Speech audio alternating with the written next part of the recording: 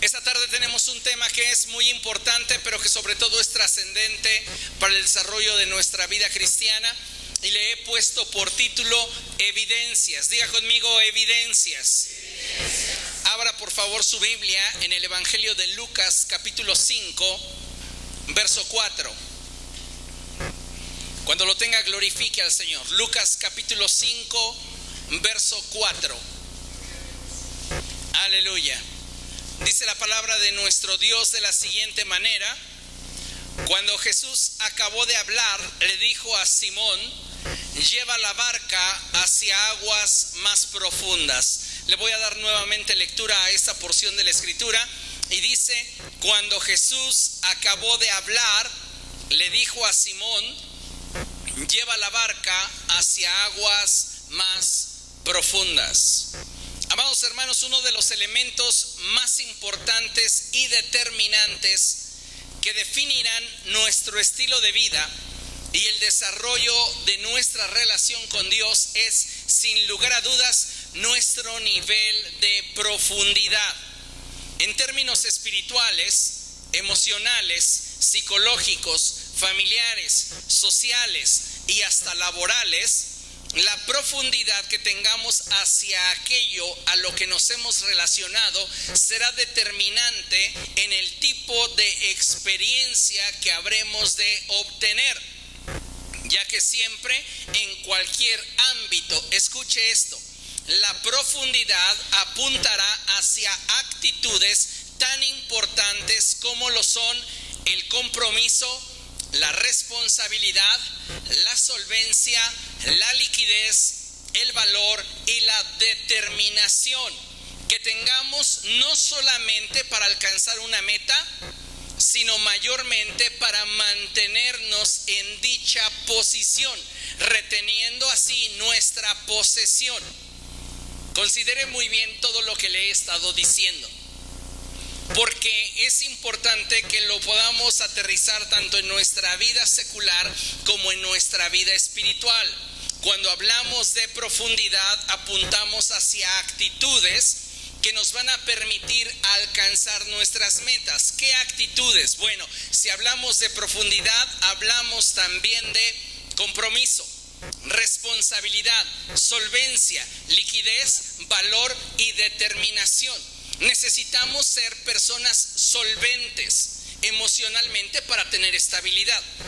Necesitamos ser personas que tengan la liquidez suficiente como para poder concretar sus sueños, anhelos y su visión.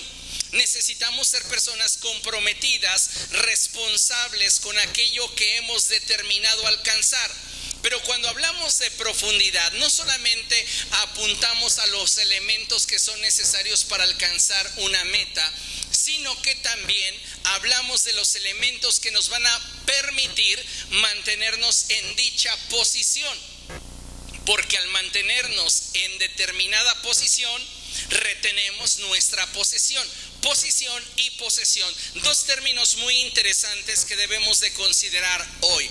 Nuestra actitud nos posiciona, y al estar en determinada posición tenemos al alcance aquello que podemos conquistar y se convierte en nuestra posesión.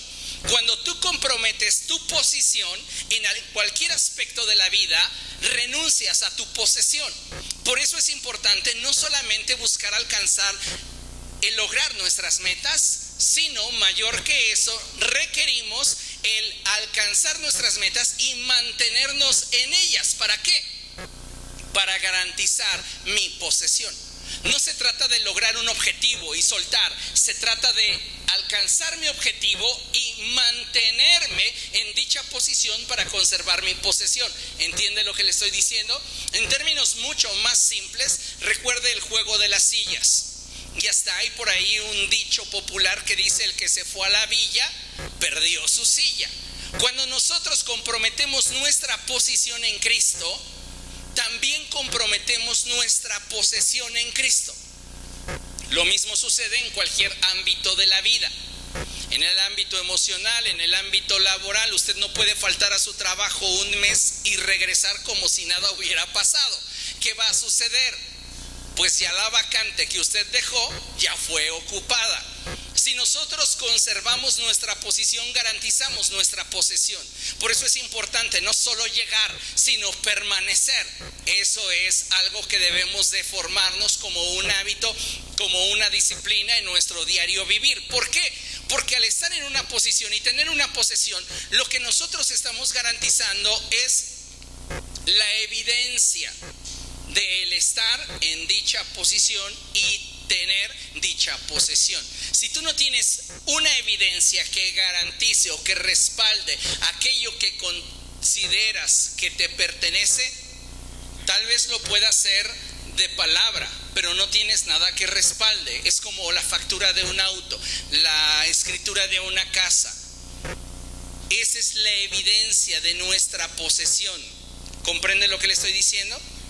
Ahora bien, nuestro nivel de profundidad en una relación nos garantiza posición, lo que afirma nuestra posesión. En nuestra relación con Dios, amados hermanos, es bien importante que apuntemos hacia un mayor nivel de profundidad, porque a mayor profundidad tendremos más de Dios. Mi posición determina mi posesión. Diga conmigo, mi posición determinará mi posesión. Si yo estoy alejándome de Dios, pues todas aquellas cosas que en algún momento tuve de Dios las voy a perder. ¿Por qué? Porque mi posición garantiza mi posesión. Y esa posesión es la evidencia del lugar que tengo en Cristo Jesús. Ahora es importante hablar de este concepto al que los estoy introduciendo, que es la evidencia. ¿Por qué? Porque vivimos en una sociedad en la que hoy es común que las personas emitan juicios, sentencias y apreciaciones según su particular punto de vista, sin considerar con objetividad y claridad el hecho de que para poder asegurar un hecho, cualesquiera que éste sea, debemos tener las evidencias suficientes que nos permitan sostener nuestro dicho.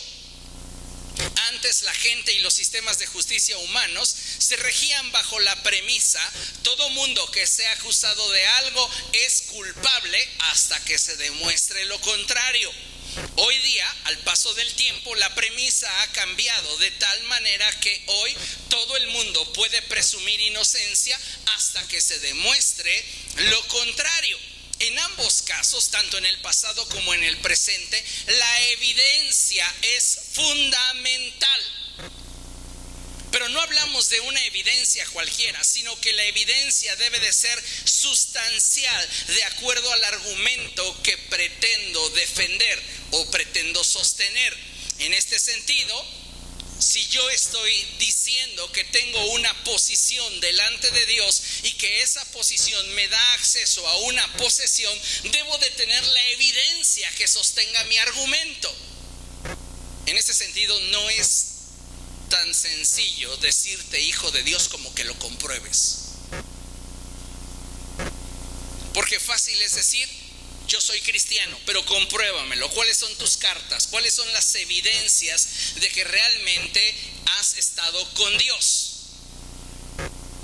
En términos espirituales, las cosas son semejantes, ya que tal y como lo enseñó nuestro Señor Jesucristo, no puede el árbol bueno dar fruto malo, ni puede el árbol malo dar fruto bueno. Al árbol se le conoce por su fruto. El fruto es la evidencia que manifiesta la naturaleza que rige al árbol. ¿Comprende? Evidencias. Diga conmigo, evidencias. Cada persona, amados hermanos, debe de dar claras evidencias de lo que dice ser, y es a través de las mismas que solamente se puede confirmar su dicho. Hoy, dentro del grupo de personas que profesan el cristianismo como religión, podemos encontrar dos grupos principalmente: los simpatizantes y los que son hijos de Dios. Sí, dentro de este grupo que practica la religión cristiana hay dos clasificaciones: los que simpatizan con el evangelio y los que son hijos de Dios. Es importante apuntar a esta verdad que en otros momentos ya les he comentado, y es que todos los seres humanos somos creación de Dios, pero solo aquellos que hemos recibido a Jesucristo en el corazón, aquellos que le hemos reconocido, se nos ha dado el derecho de ser llamados sus hijos. Ahora bien, hay personas que pueden llevar muchos años dentro del evangelio y no han experimentado en sus vidas la realidad del nuevo nacimiento. Esto es un problema. ¿Por qué? Porque están en la práctica de una religión, porque les agrada, porque les gusta, porque les hace sentir bien, mas no porque en realidad tienen convicción y no porque quieren profundizar en una relación con Dios. El sistema eclesiástico de alguna manera los mantiene entretenidos, tal vez una actividad piadosa o alguna actividad que desarrollen continuamente. Finalmente es parte de su rutina. Les agrada el evangelio, simpatizan con él, pero no se comprometen con él. Por el otro lado, los hijos de Dios son aquellas personas que han tomado el compromiso, el deseo de emprender, permítame la expresión, una aventura que los lleve hacia niveles más íntimos de relación con Dios. Ahora, dentro de este estrato o dentro de esta categoría que nombro hijos de Dios, hay diferentes clasificaciones. Como podríamos mencionar a los recién convertidos. Idealmente un recién convertido debe de considerarse como aquella persona que ha tenido la convicción de recibir a Cristo en su corazón y rendirle su voluntad a Dios, y que está dentro de un periodo, permítame así la expresión, de tiempo de una semana a 3 meses. Ese es un recién convertido. También hay los niños en Cristo. No hablo ya de periodo, porque a partir de ese momento la separación de la clasificación está directamente relacionada con voluntad.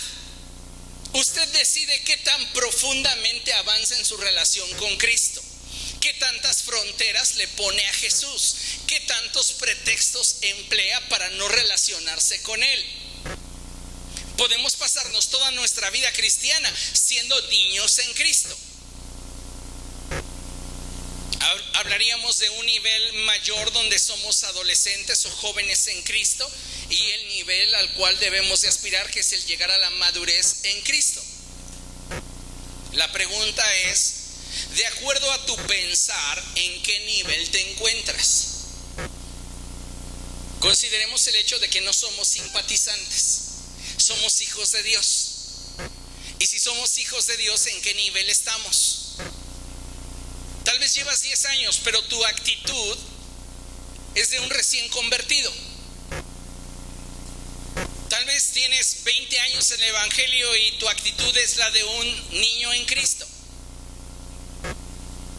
Es posible que lleves un año en Cristo y has alcanzado un nivel trascendente o relevante de madurez.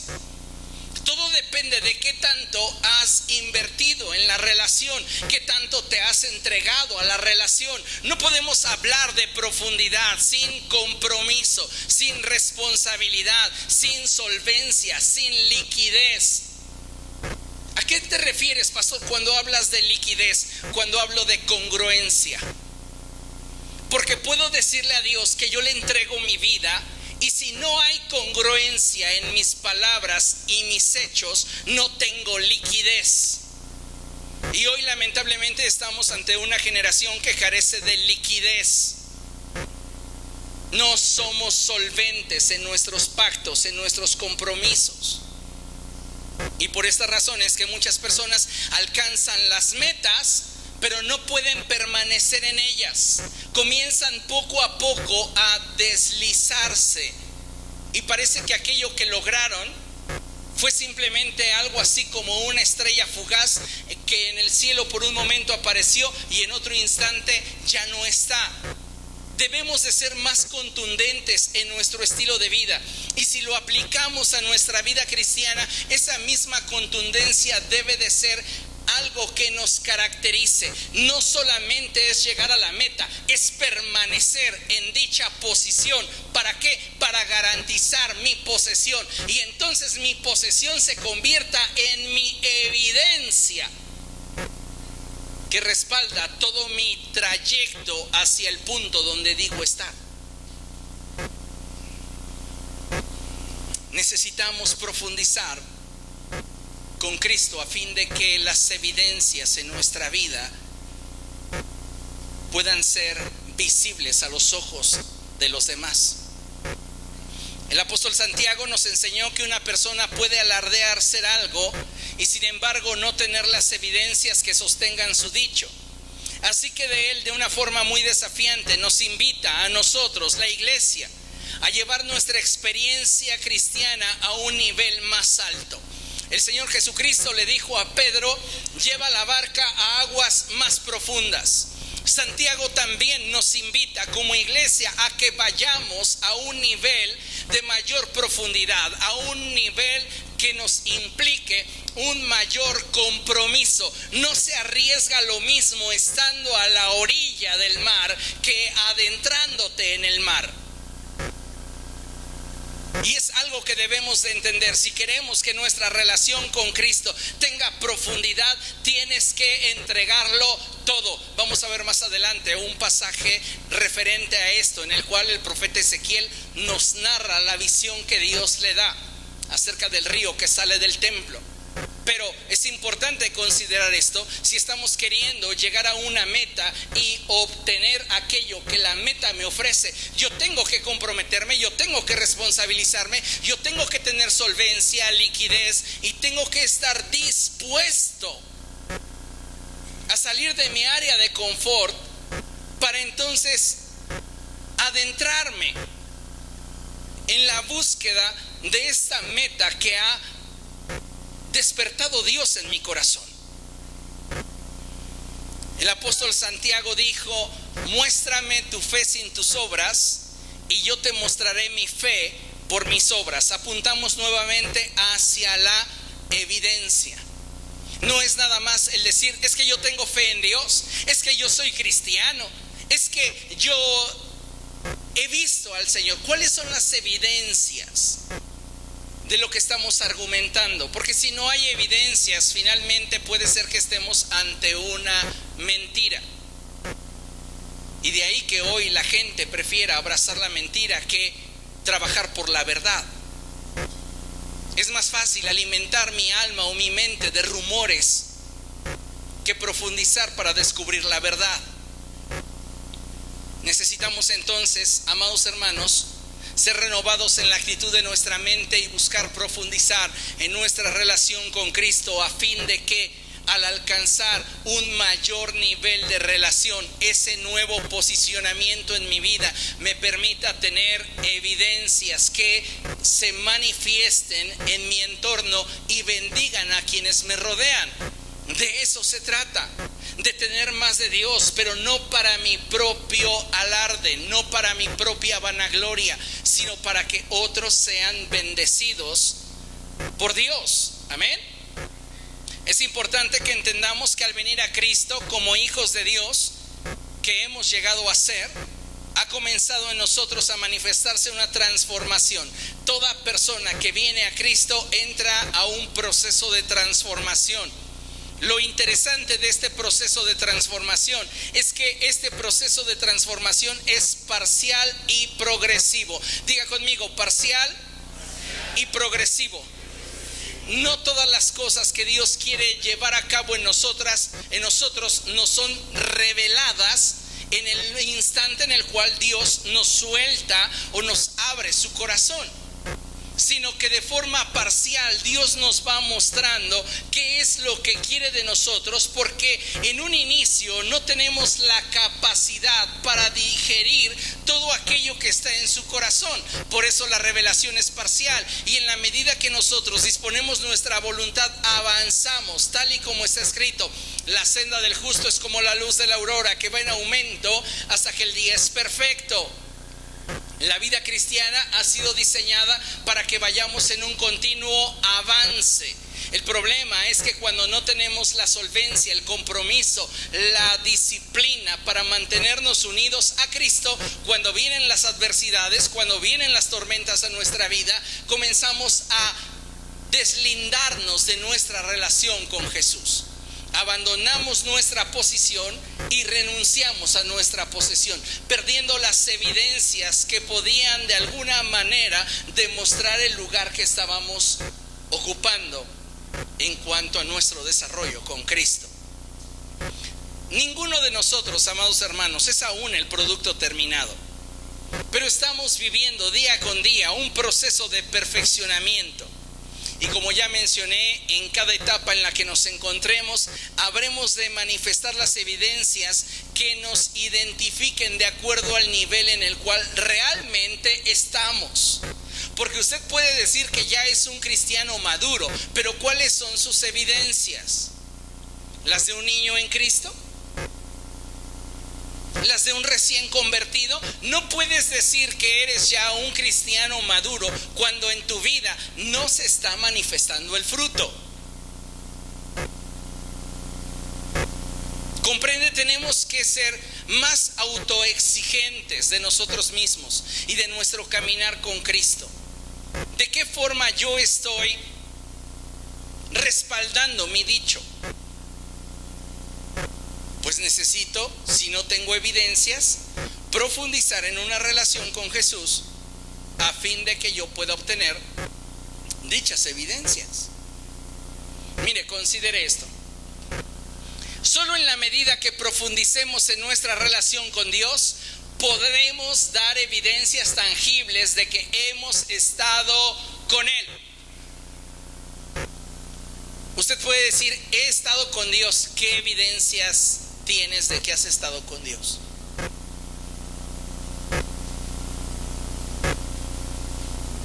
Necesitamos evidencias. ¿Se acuerda usted de Tamar, la nuera de Judá? Ella quería tener un hijo. Se había casado con el primogénito de Judá. No sabemos qué hizo, pero dice la escritura que a Dios no le agradó la conducta de ese hombre y le quitó la vida. Vino Onán para redimir a su cuñada. Solo se acostaba con ella, pero no quería embarazarla, porque sabía que si la embarazaba, el hijo que ella tuviera sería reconocido como hijo de y no como suyo. Era un hombre completamente egoísta. Y dice la escritura que la actitud de este hombre no le agradó a Dios y Dios le quitó la vida. Tenía un tercer hijo, Judá. Pero Judá ya estaba prejuiciado de Tamar. Y dice, esta mujer es la viuda negra, me va a matar también a mi hijo. Entonces Judá comenzó a deslindarse de ese nivel de relación y compromiso con Tamar. Pero Tamar dijo, a mí no me dejan sin mi sueño. Así que ella tenía una posición, y la posición le garantizaba posesión. Entonces se acercó a Judá y, disfrazada de una mala mujer, Judá, después de sufrir el duelo de su esposa, le dijo, déjame acostarme contigo. Y ella le dijo, pues está bien, te cobro un cabrito, pero déjame en garantía tu bastón, tu sello y tu cordón. Posteriormente se acostó con ella. Ella era muy buena haciendo cuentas, así que sabía que era su momento. Ella queda embarazada de Judá. Al siguiente día, Judá manda el cabrito para que le devolvieran sus pertenencias. La mujer ya no está. Y él dice, bueno, pues que se quede con las cosas, que conste que yo cumplí con mi palabra. Pasa el tiempo y le dicen a Judá, tu nuera ha andado en malos pasos, y como resultado de esos malos pasos está embarazada. Judá arde en ira y dice, sáquenla y quémenla.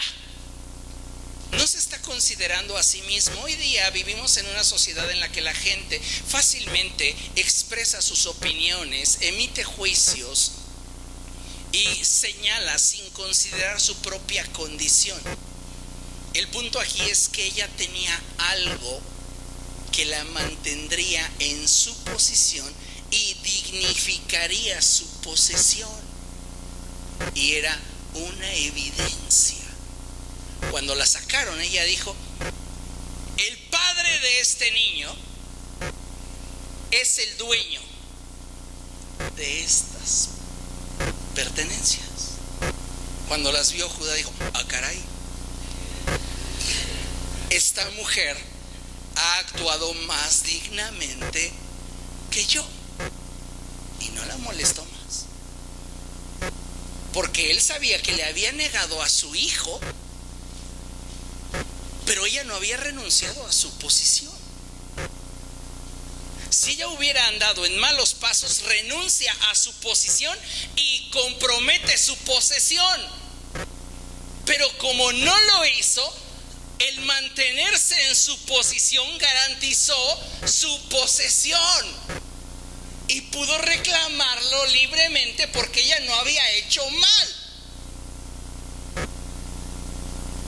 Y era legalmente suyo. Tremendo. Solo en la medida que profundizamos en nuestra relación con Dios vamos a poder dar evidencias tangibles de que hemos estado con Él. ¿Cuál es la evidencia que muestras de que has estado con Jesús? De que tienes una relación con Dios. Mira, vamos a Éxodo 34, verso 34 al 35, y es interesante lo que la palabra de Dios ahí nos muestra. Si tú te das cuenta, en esta porción de la escritura, la palabra de Dios comienza a hablarnos de la relación que había entre Moisés y Dios. Y Moisés entraba al lugar, a la tienda de reunión, al lugar de intimidad con Dios. Y cuando Moisés salía, había un rasgo característico en él que le evidenciaba el haber estado con Dios, que era su rostro resplandecía. Por eso es tan importante que nosotros como cristianos hoy nos cuestionemos cuál es la evidencia de que hemos estado con Cristo. No podemos decir, es que yo tengo una relación con Cristo porque traigo mi Biblia en el celular. Yo tengo una relación con Cristo porque pues traigo mi Biblia en el carro o la llevo a mi lugar de trabajo. No puedo decir que tengo una relación con Cristo porque no diga malas palabras, no fume y no tome. No. Porque todo eso puede ser parte de la evidencia de que tienes un estándar moral y una inclinación religiosa que está orientada en determinada dirección. Pero nada de eso es evidencia de que tienes una relación con Cristo. Tenemos que ir más allá, profundizar más allá y no ser simplemente personas educadas. Qué bueno que lo seamos, pero tenemos que buscar la evidencia de que realmente tenemos una relación con Dios. Mire, a mayor nivel de profundidad en una relación, mayor grado de evidencia en nuestro estilo de vida. A la fuente que te conectes de ella te vas a alimentar, se los he expresado muchas veces. Y cuando hay un vínculo relacional demasiado estrecho entre dos personas, comienzan mutuamente a influirse en su manera de pensar, en su manera de hablar, en su manera de conducirse, etcétera. Hay influencia mutua. ¿Por qué? Porque hay un vínculo relacional. En este sentido, cuando nosotros nos conectamos a Dios, Él comienza a influir sobre nuestra vida y comienza a renovar nuestra mente, a sanar nuestro corazón, a restaurar nuestra vida. Es evidente que estamos caminando con Dios, pero para que estas evidencias sean una realidad tangible a los ojos de los demás, necesitamos profundizar. Reitero, si tú no conservas tu posición, comprometes tu posesión. En ese sentido, a mayor profundidad de nuestro caminar con Dios, también habrá un mayor entendimiento del corazón de Dios. Hay ocasiones en las cuales nos vinculamos de forma superficial con determinadas personas y no alcanzamos a comprender por qué piensan como piensan, ¿Por qué actúan como actúan? ¿Por qué son como son? Y es natural, es normal. ¿Por qué? Porque no tenemos un conocimiento a profundidad de lo que motiva a esa persona a ser como es. Pero cuando establecemos un vínculo relacional y profundizamos en él, comenzamos a descubrir el corazón de esa persona. ¿Sabe? Me encanta cuando los discípulos de Emaús le dicen al caminante que va con ellos: quédate con nosotros, ya se hace tarde. Usted sabe por el contexto que es Jesús caminando con ellos. Jesús ha resucitado, Jesús está caminando con ellos y ellos están de alguna manera exponiendo la frustración de su corazón. Ellos le dicen al caminante que ya hace 3 días que su esperanza ha muerto, porque habían puesto su esperanza en Jesús, invirtieron 3 años de su vida en él y hace 3 días que lo crucificaron. ¿A qué voy con esto? Nivel de profundidad. Ellos habían estado con Jesús. Tal vez no entendían todas las cosas, pero su estancia con Cristo les hacía entender que había cosas que solo Jesús hacía como Jesús. La gente que a distancia fue alimentada por Cristo, ¿recuerdan cuando Él hizo el milagro de la multiplicación de los panes y los pescados, que alimentó a 5,000 y después alimentó a 4,000? Bueno, pues toda esa gente que estuvo a la distancia comiendo no puso atención en una cosa que los más cercanos sabían cómo Jesús lo hacía, y era cómo partía Él el pan. Porque los discípulos de Emaús le dicen al caminante, porque ellos tienen sus ojos velados: quédate, ya se hace tarde. Y Jesús consiente en quedarse con ellos. Cuando amas de veras, siempre consientes en dar un tiempo extra para quien demuestra ese deseo de tenerlo. El punto es que ellos dijeron: quédate con nosotros, ya se hace tarde. Y Jesús dijo: excelente, sirve que me doy a conocer a ellos.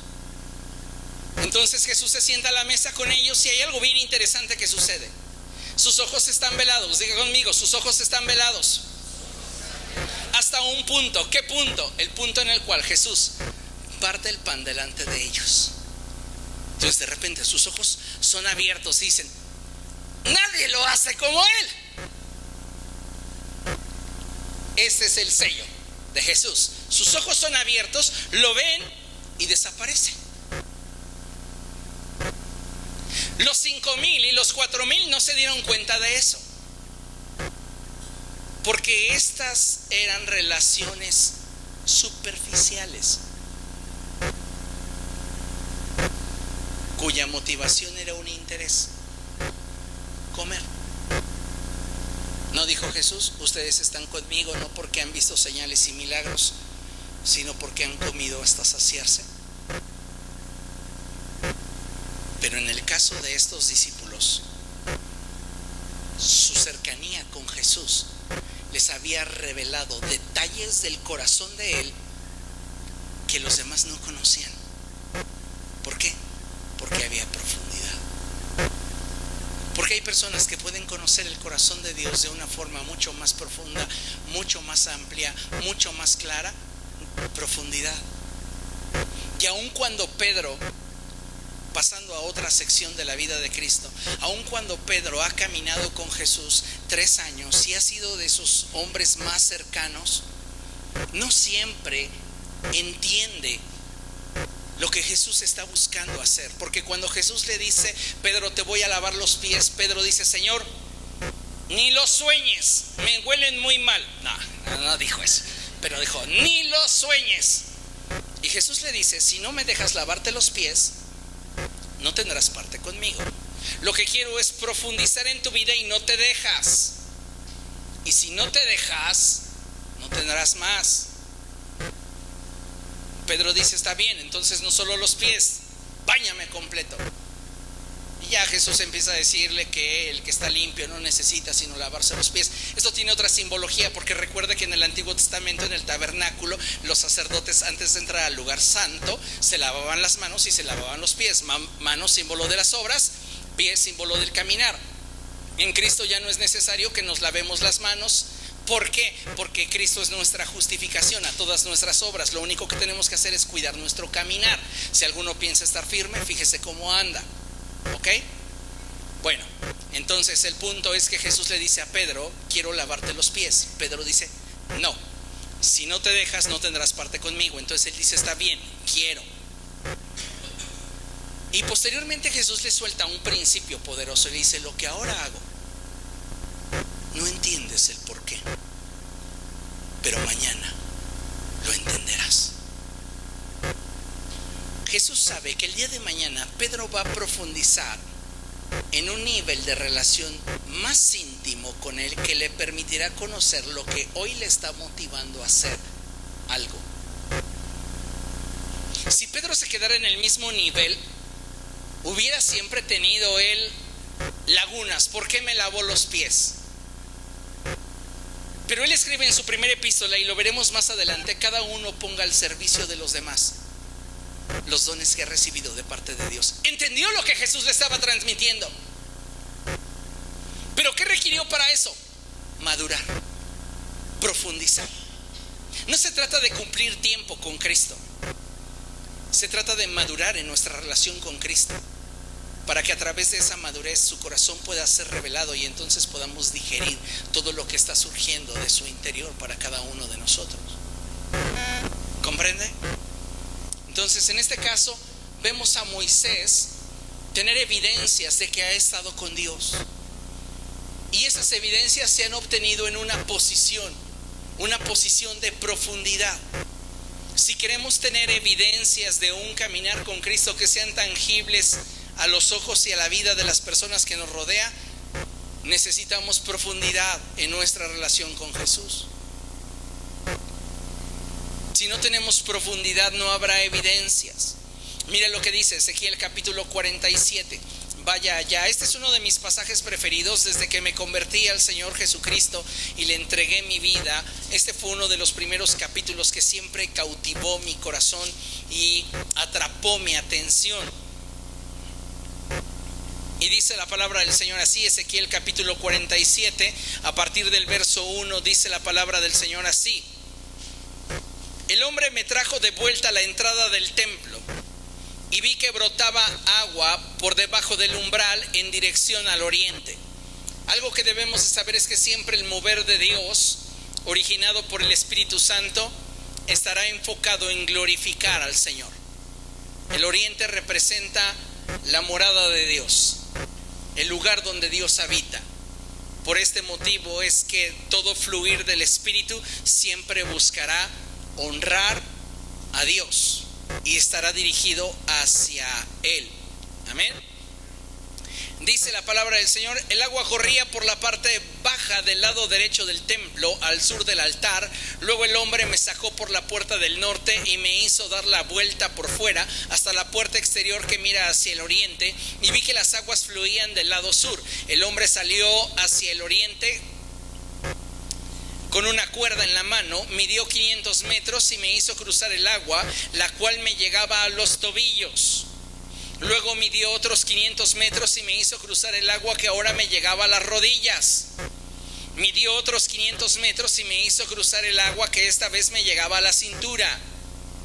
Él podría haber salido en este momento de ese río y decirte: ¿sabes qué? Estuve con el agua hasta el cuello. ¿Hasta este momento sería verdad? No. ¿Por qué? Porque no tendría la evidencia que sostuviera el hecho de que él hubiera tenido el agua hasta el cuello. Tenía una evidencia que sostenía solo el hecho de que había llegado el agua hasta su cintura, porque muy seguramente su ropa estaría mojada hasta la cintura. Continúa la palabra de Dios diciéndonos que Midió otros 500 metros y la corriente se había convertido ya en un río que yo no podía cruzar. Había crecido tanto que solo se podía cruzar a nado. El nivel de riesgo, el nivel de compromiso, el nivel de responsabilidad en aguas profundas siempre será mayor que el de un espectador que está en la orilla. No podemos tener evidencia de ser hijos de Dios maduros en Cristo si no hemos arriesgado nada en nuestro caminar con Jesús. Tenemos que salir de nuestra área de confort y comenzar a profundizar. Por eso les decía al principio que el proceso de revelación y de transformación es parcial y progresivo. No cayó Ezequiel donde el agua le llegaba a la cintura. Tuvo que ir rindiendo su voluntad. Avanzó 500 metros y el agua le llegaba a los tobillos. Avanzó 500 metros y el agua le llegaba a la cintura. Avanzó a las rodillas. Avanzó otros 500 metros y el agua le llegaba a la cintura.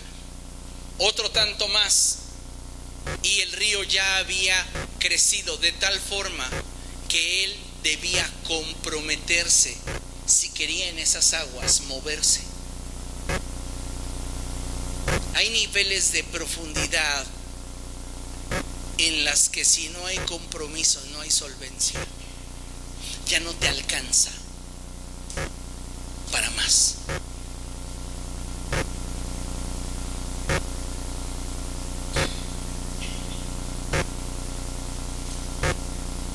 Te ves comprometido, te ves realmente involucrado, te sabes responsable. Eso es un indicador de profundidad.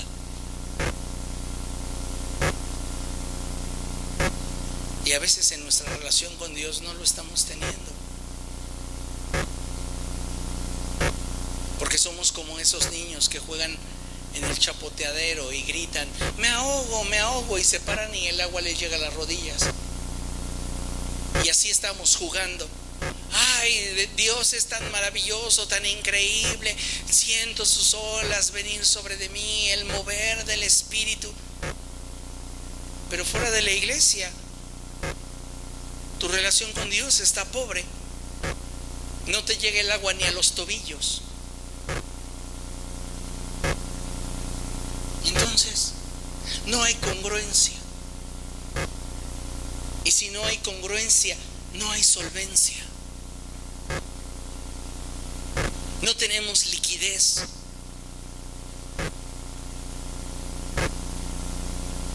Somos cristianos de conveniencia. Y sabe, Dios desea que profundicemos en Él para que tengamos solvencia y liquidez espiritual. Y sobre todo, nuestra posición nos dé acceso a una posesión que de otra manera no podríamos tener.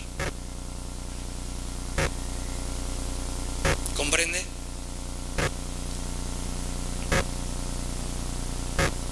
¿Qué evidencias son indispensables en la vida de un hijo de Dios? No es cargar la Biblia bajo el brazo, no es el asistir regularmente a la iglesia, no es el de alguna manera tener una vida moral que a los ojos de las personas pudiera inspirarles respeto. No, más allá que eso, yo creo que la vida de un hijo de Dios debe de tener evidencias que son indispensables para que sea un testimonio fidedigno de haber estado realmente con Cristo. Y el primer punto es nuestro estilo de vida. Nuestro estilo de vida debe de decirle al mundo que hemos estado con Jesús. En 1 Timoteo capítulo 4 verso 12, este es un pasaje muy conocido. 1 Timoteo capítulo 4 verso 12.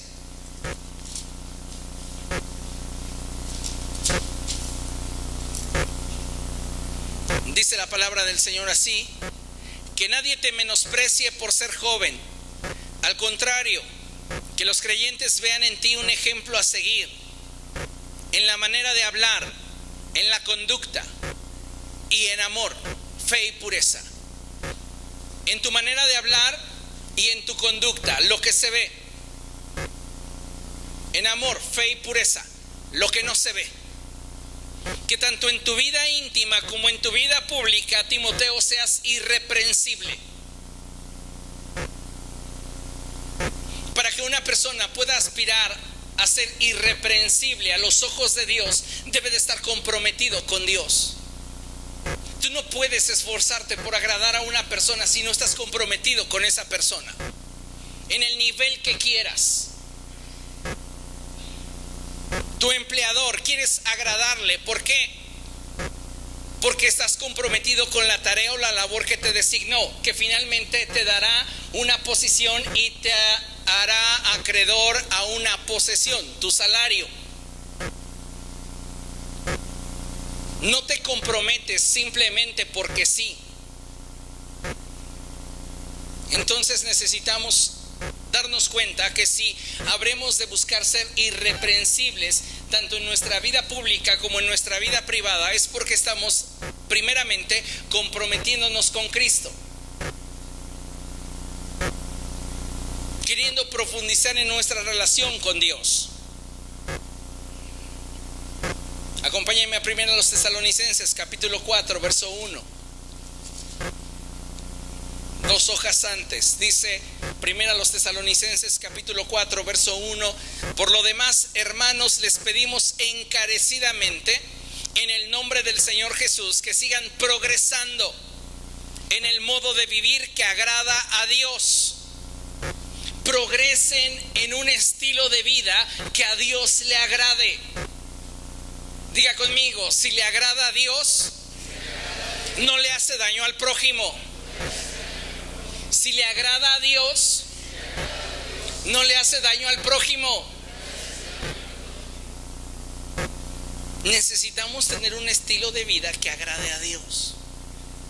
Esa es una evidencia de que soy un hijo de Dios. Como ya mencioné, cada uno de nosotros, de acuerdo a nuestro nivel de profundidad con Dios, será la evidencia del fruto que manifestemos. No todos tenemos el mismo nivel de madurez, esto es cierto. No todos tenemos el mismo nivel de revelación, eso es cierto. No todos tenemos el mismo nivel de voluntad y compromiso. De ahí que la forma en la cual se manifiesta el cristianismo en cada uno de nosotros sea tan diferente. Pero no porque sea diferente debo de conformarme a lo que hoy he obtenido, puesto que el deseo de Cristo para mí es que yo vaya a aguas más profundas. Él quiere que yo profundice. ¿Para qué? Para que en esa posición yo obtenga mi posesión y sea evidente a la gente que yo estoy caminando con Cristo. La segunda evidencia que considero indispensable en la vida de un hijo de Dios es su carácter cristiano. No hablo de temperamento. Temperamento y carácter son dos cosas muy diferentes. Cuando hablo de carácter, hablo de aquellos elementos que se convierten en el fundamento de lo que somos, nuestras bases, lo que va a determinar cómo reaccionamos, cómo respondemos, cómo actuamos, cuando nos ven y cuando no nos ven. Ese es carácter. Y sabe, el carácter solamente se obtiene en la medida que profundizamos en nuestra relación con Dios. Tenemos entonces que aspirar a un nivel mayor en cuanto al desarrollo de nuestra relación con Jesús para que Él forme en nosotros carácter. Vaya conmigo a 1 Timoteo capítulo 6 verso 11, 4 páginas hacia adelante de donde estaba. 1 Timoteo capítulo 6 verso 11, dice la escritura así: tú en cambio, hombre de Dios, huye de todo eso y esmérate en seguir la justicia, la piedad, la fe, el amor, la constancia y la humildad. Pablo le dice a Timoteo: tú en cambio, hombre de Dios, busca profundizar en tu relación con Dios para que tengas evidencias tangibles de que a pesar de ser joven tienes carácter, tienes convicciones. Ese es el punto 3. Si no tenemos convicciones es porque no hemos llegado a un nivel de madurez tal que nos permita solventarlas. Y nos dejamos llevar por las emociones. Estamos en un nivel de inmadurez. Cuando una persona es inmadura, se deja arrastrar por sus emociones. Ahorita bien, mañana mal, y pasado peor, y después mejor.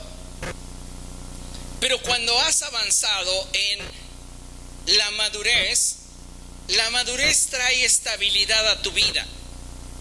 Y entonces puedes definir qué es lo que quieres en tu vida y buscar alcanzarlo, trabajar por ello, ya no como un zigzag, sino más bien como un horizonte al que has trazado tu destino, hacia el que has trazado tu destino. ¿Comprende eso? Entonces, en este sentido, Pablo le está diciendo a Timoteo: esmérate, comprométete en que tengas carácter. Esmérate en seguir la justicia, la piedad, la fe, el amor, la constancia y la humildad.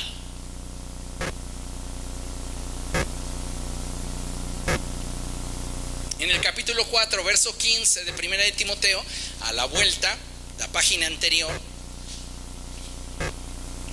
Pablo le escribe y le dice: sé diligente en estos asuntos, entrégate de lleno a ellos, de modo que todos puedan ver que estás progresando. Evidencias, Timoteo. A mí no me digas que se te aparecieron un par de ángeles en la madrugada y te dijeron que te iban a transformar o llevar a la estatura del varón perfecto. No, a mí dame evidencias de que estás realmente avanzando en el Señor. ¿Cuáles son tus evidencias de que estás realmente avanzando en Cristo?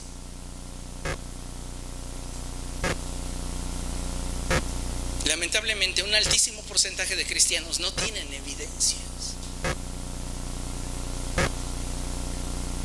Y no tener evidencia de algo es carecer de legitimidad. Porque la evidencia es lo que sostiene nuestro dicho.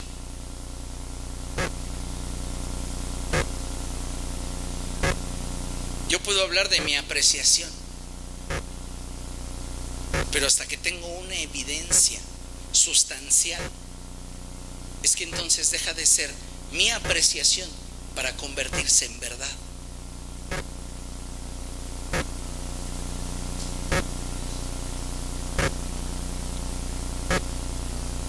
En el punto 3, es indispensable que un hijo de Dios cuente con madurez.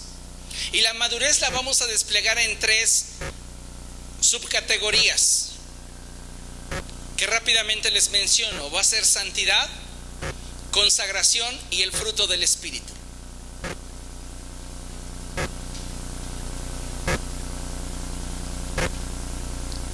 Nuestra madurez está vinculada a nuestra relación con Dios. ¿Por qué? Porque nada bueno hay en nosotros.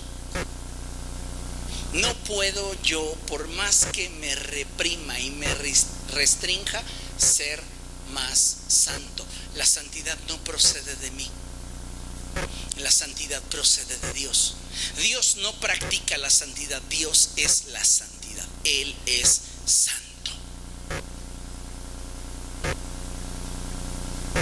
Y solo al estar en una íntima relación con Él es que puedo ser impregnado de su naturaleza. Para muchas personas, santo se limita a no practicar el pecado, a estar apartado del mal. Esto no me satisfacía hace años y comencé a buscar al Espíritu Santo para pedirle una respuesta respecto de esto. Y en un tiempo de oración le pregunté: Espíritu Santo, ¿qué es para ti ser santo? Explícamelo de una forma que yo pueda comprender. Y el Espíritu Santo habló a mi corazón y me dijo: santo es compartir mi naturaleza y mi carácter siempre.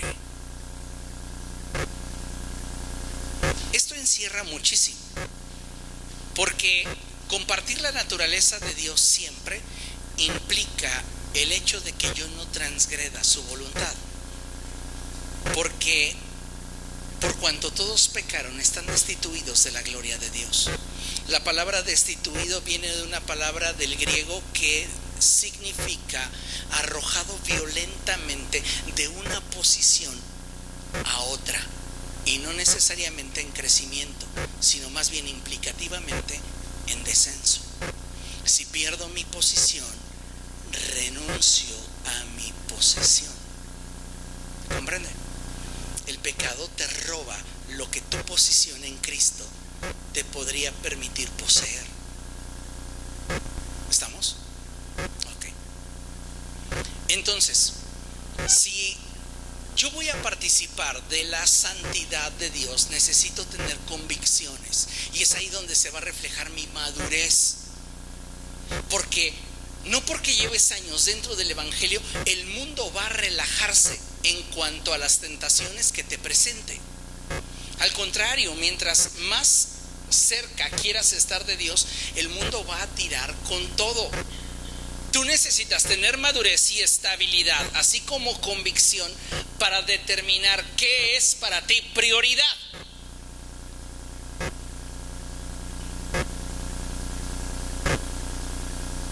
Y es cuando tomas la decisión de agradar a Dios que profundizas en una relación con Él y Él te comienza a santificar. Otro aspecto interesantísimo de la madurez es la consagración. Porque solamente cuando tienes madurez y estabilidad en cuanto a la convicción de lo que quieres obtener, es que puedes enfocarte en un destino único y dirigir todos tus esfuerzos en dicha dirección. Como cristianos, ¿hacia dónde están dirigidos nuestros objetivos? ¿Qué es lo que queremos alcanzar? ¿Cómo es que lo queremos lograr? Queremos más de Dios, pero también queremos comernos el mundo. ¿Cómo? No nos estamos realmente consagrando, y entonces nuestro nivel de madurez pues no nos da como para comprometernos más, y por ende no se da la manifestación de la plenitud en la madurez, y esto afecta la manifestación del fruto del Espíritu. Recuerda lo que la Escritura dice: mas el fruto del Espíritu es amor, gozo, paz, paciencia, benignidad, bondad, fe, mansedumbre, templanza.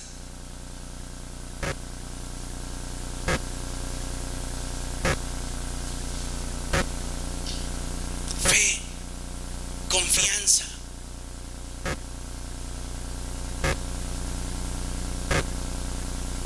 Hay creyentes que no están realmente creciendo en su relación con Dios, y no es que Dios no quiera, amado hermano, es que usted no se ha dispuesto en su voluntad a hacer lo que Dios quiere.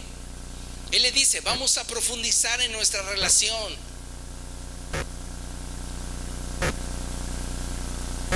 Y usted dice: pues es que no sé.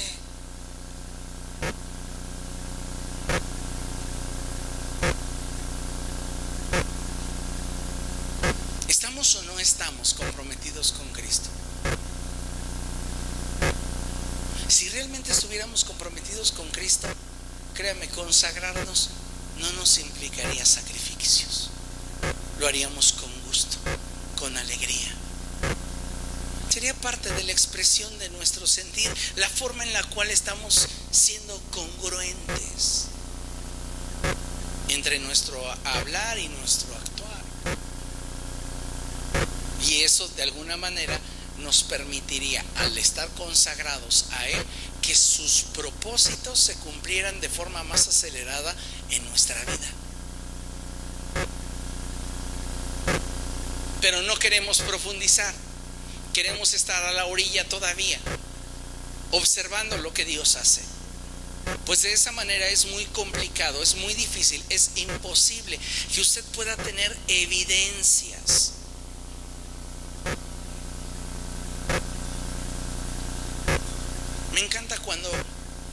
tienen a Jesús apresado y la gente comienza a identificar a Pedro. Él estuvo con él porque habla como él.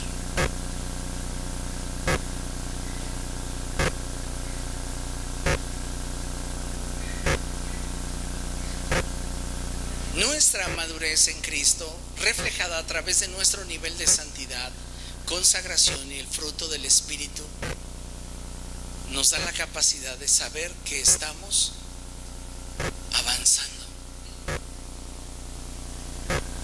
Y todo eso nos va a llevar a una necesidad: servir. Servirlo, entregarnos a Él, comprometernos con Él.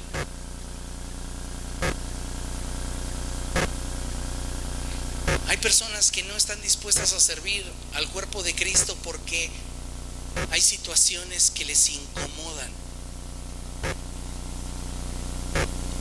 Un ejemplo muy burdo, muy sencillo, podría ser las hermanas que nos apoyan o los hermanos que llegan a apoyarnos en la elaboración de alimentos. Ellos pueden argumentar: ¿sabe qué, pastor? Yo no quiero ya servir en esta área porque la gente me deja todo mi alimento. Yo lo preparo con gusto, con alegría, y se van sin comprar nada. La pregunta sería: ¿para quién lo hacemos? Dice la Escritura: todo lo que hagan, háganlo como para Cristo.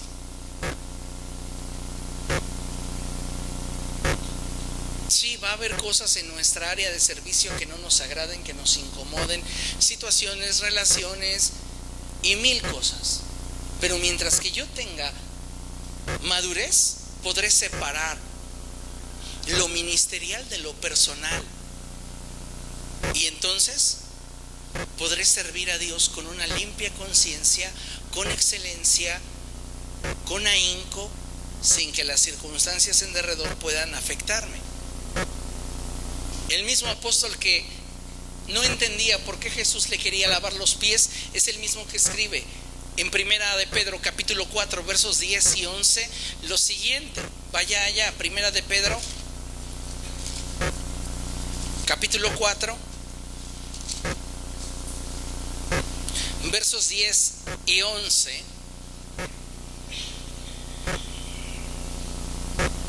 Del momento en el cual Jesús le lavó los pies a Pedro, a este momento han transcurrido ya varios años.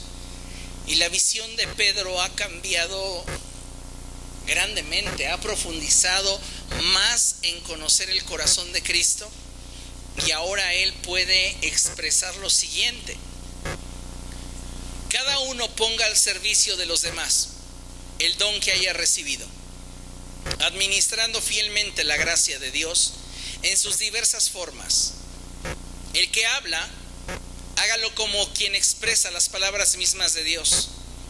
El que presta algún servicio, hágalo como quien tiene el poder de Dios. Así Dios será en todo alabado por medio de Jesucristo, a quien sea la gloria y el poder por los siglos de los siglos. Amén. Evidencias en un hijo de Dios de que realmente está profundizando en su relación con el Señor son estas cuatro como fundamentales: tu estilo de vida, tu carácter cristiano, tu nivel de madurez y tu calidad en el servicio. Esto nos va a mostrar en qué nivel de profundidad estás. Tal vez si eres un hijo de Dios, pero a pesar de que llevas años, te sigues comportando como un recién convertido. No tienes evidencias de ser un cristiano maduro. ¿Cuál va a ser tu estilo de vida? Un estilo de vida correspondiente al de un recién convertido, aún lidiando con pequeñeces que podrías ya haber conquistado, pero que prefieres írtela sorteando. En tu carácter cristiano estarás entre convicciones y emociones y no sabrás si realmente involucrarte con Cristo o seguir con un pie en el mundo. En cuanto a madurez, pues Tu nivel de santidad será alto los domingos y entre semana te vas a olvidar de Él. En cuanto a tu consagración, lo mismo, y el fruto del Espíritu será escaso. Y tu servicio, pues ¿para qué sacrificarme? ¿Para qué esforzarme? Si al final nadie me va a agradecer, nadie me lo va a reconocer. ¿Se da cuenta? Tenemos que dar evidencia de que realmente estamos profundizando en nuestra relación con Dios, sin que olvidemos que la finalidad de profundizar en nuestra relación con Dios deberá siempre tener como motivación el participar de los propósitos que hay en el corazón de Dios. Yo quiero profundizar con Dios no para presumirle a nadie, simplemente para estar preparado para participar de lo que surge de su corazón. Recordando que no debemos hacer nada por egoísmo o vanidad, sino por el puro deseo de ser útiles en las manos de Dios y reflejarlo a Él de la mejor forma posible. Me encanta esta parte de la Escritura cuando la palabra de Dios nos dice que Moisés estaba molesto por el pueblo. Se acercó a Dios para decirle que otra vez estaban levantándose en contra de él a causa de que no tenían agua. Y Dios le dice a Moisés: ve y háblale a la peña, y haré que brote de ella agua, y podrán beber todos. La orden fue: habla. Pero él tenía tantos problemas, tantos conflictos en su corazón, que omitió lo que Dios le dijo y reaccionó. Y entonces Moisés se para frente al pueblo y le dice: a ver, bola de pecadores, ¿qué debo de hacer? ¿Brotar agua de la roca para que dejen de murmurar? Y levantando su mano golpeó la roca 2 veces. Y Dios cumplió su palabra, brotó agua. Pero Dios después lo llamó a él y a Aarón y les dijo: por cuanto no santificaron mi nombre ante el pueblo, no entrarán a la tierra prometida. Santificar el nombre de Dios. Me encanta esta expresión porque Jesús la usa en el Padre Nuestro. Y Él dice: Padre nuestro que estás en el cielo, santificado sea tu nombre. ¿Cómo santifico el nombre de Dios? ¿Qué es santificar el nombre de Dios? Vinculando estos 2 pasajes. Tú no santificas el nombre de Dios exaltando, adorando o alabando el nombre del Señor. Santificas su nombre cuando le das evidencias a otros de que Él gobierna en ti, y por causa de tu vida esos otros lo exaltan. Lo que le dijo Dios a Moisés y a Aarón fue: me hicieron quedar mal delante del pueblo, les proyectaron una imagen de mí que no era, y por ese motivo no tienen destino conmigo.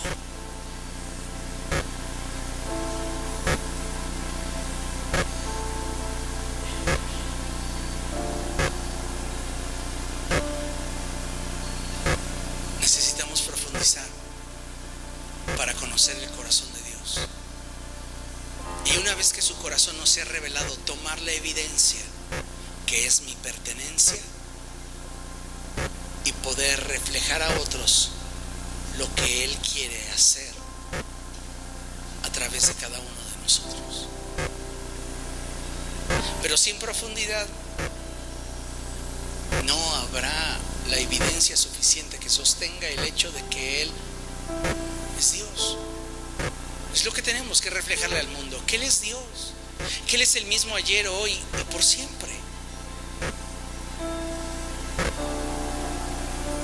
Tienes que profundizar más, buscar más de Él, ser más serio con Él. ¿Comprende?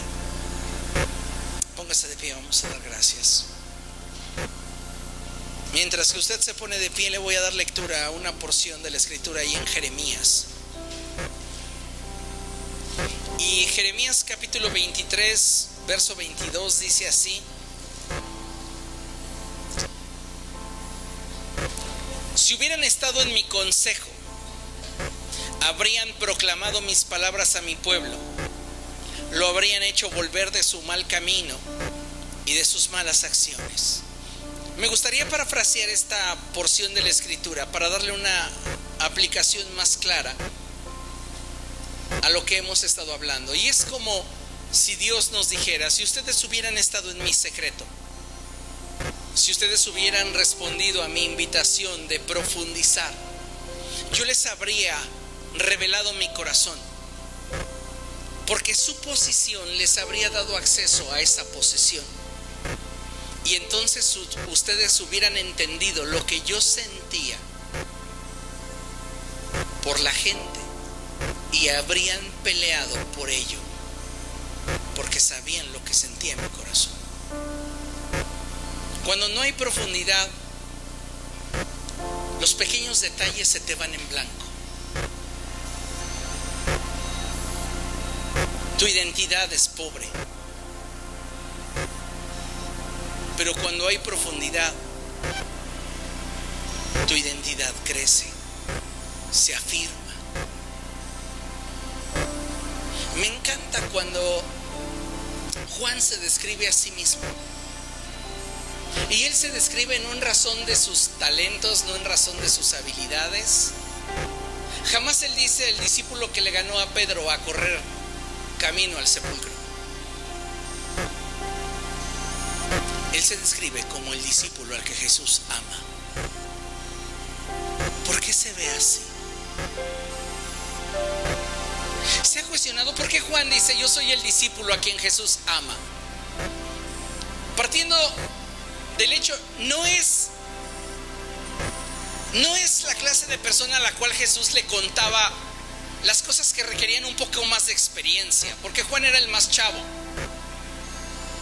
Generalmente lo que requería un poco más de experiencia, los tragos un poco más difíciles, las regañadas más duras, se las daba Jesús a Pedro. Y dentro de los 12, Juan no era su mejor amigo. ¿Quién es el mejor amigo de Jesús en la tierra? Judas, profetizado en los Salmos. Dice la escritura: si un enemigo me hubiera traicionado, de él me habría podido defender. Pero lo hiciste tú, mi mejor amigo. De ti no me puedo defender. Y enmudezco ante mi trasquilador. Porque cuando hay un vínculo más alto, tú sabes que el único que va a sacar la verdad a la luz es Dios.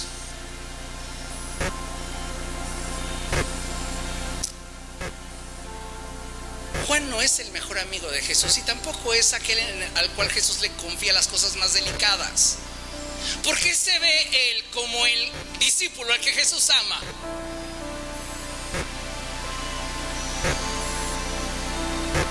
Porque es el que voluntariamente ha profundizado más. Nadie puede llegar y recostarse en el pecho del Señor, pero Juan sí.